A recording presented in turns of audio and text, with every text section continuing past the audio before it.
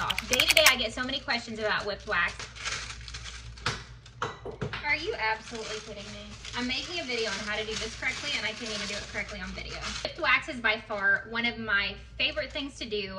I love whipped wax candles. They're super luxurious. They add a touch of charm, uniqueness. They do all kinds of things. They're eye-grabbing. Then some makers think about whipped wax. They get really intimidated because they think it's a lot harder than what it is, and it's really not hard at all when you know the basics. So I got a little candle lady here that's gonna explain a few tips and tricks to maybe make your life a little easier and whipping wax a little less intimidating. Okay, first things first, always buy oversized bakery piping bags because you need the space. If you don't have all this space, it's probably gonna seep out of the top, and then you're gonna hate your life, and you're not gonna wanna whip wax anymore, and then it's just gonna ruin the whole experience. So trust me, in the beginning, start with these humongous piping bags. You can find them on Amazon, you can find them at Walmart, you can literally probably find them anywhere. Find yourself some really good piping tools. I always reuse the same two with this star pattern, but I do have a lot of plastic ones that I use as well.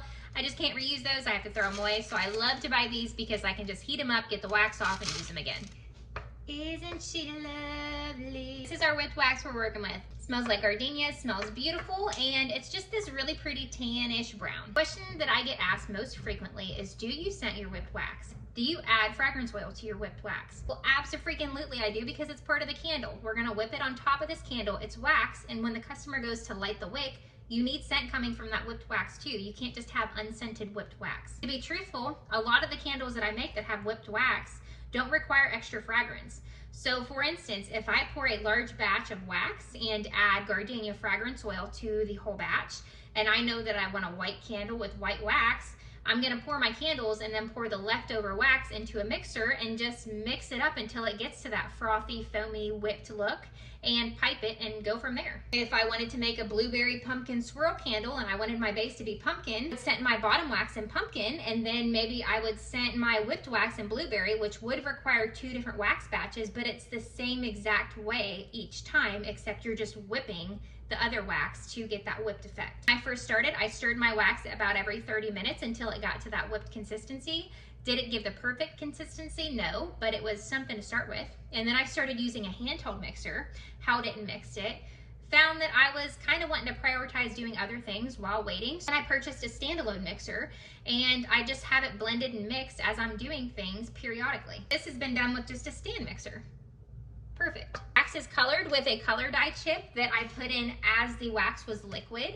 So again, I'm making it like a regular candle, and then I'm just whipping it later to get the correct consistency to pipe it out. When I go to put it in my piping bag, I always grab one of these wax pitchers. I'll stick my piping bag in like this.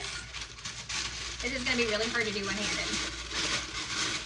Over like this, so I can scoop my wax up into this pitcher. I'll take my wax, voila, and just keep going until it's full.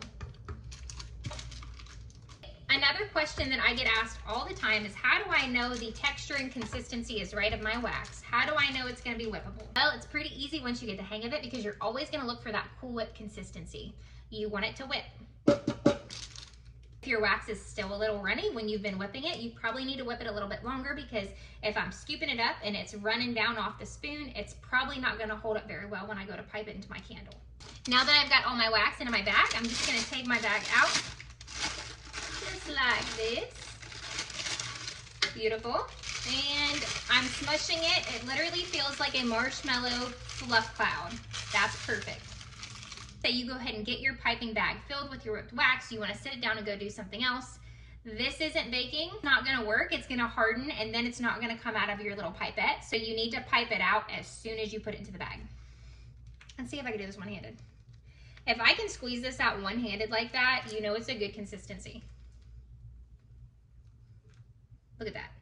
In most cases, you want to make sure that your whipped wax is a little bit lower underneath your vessel, because what's going to happen is when they go to light this, the wax is going to seep over, causing some sort of spillage on the side, and it's going to make a mess. So in most cases, you want to make sure that you're whipping lower than the top of your vessel. For this specific situation, these are decorative candles that are going to be sitting pretty and smelling nice without being lit. So we're gonna make them super over the top. Let's say you wanna make these like this and you wanna sell them. I would always give some sort of caution warning card, some sort of candle direction card, letting people know that if they're gonna burn it like this, they need to sit something underneath of this vessel, because when it does start to leak, that wax is gonna spill over and it might ruin whatever it's sitting on. Easy as pie. Just kidding, I know making pie is not easy. Look at how easy this comes out. Last but not least, let's talk about your wicking. So, sometimes in some situations when you have whipped wax and you go to light your wick, you're gonna experience a little bit more of a tunnel than you would in your regular candle. So it's very important to test every single candle type that you make. Meaning, if you wanna make a bunch of blueberry waffle candles, I would go ahead and make one of them, test it out, make sure it burns correctly, make sure there's no tunneling, and you know what, if there is, maybe you need to wick up.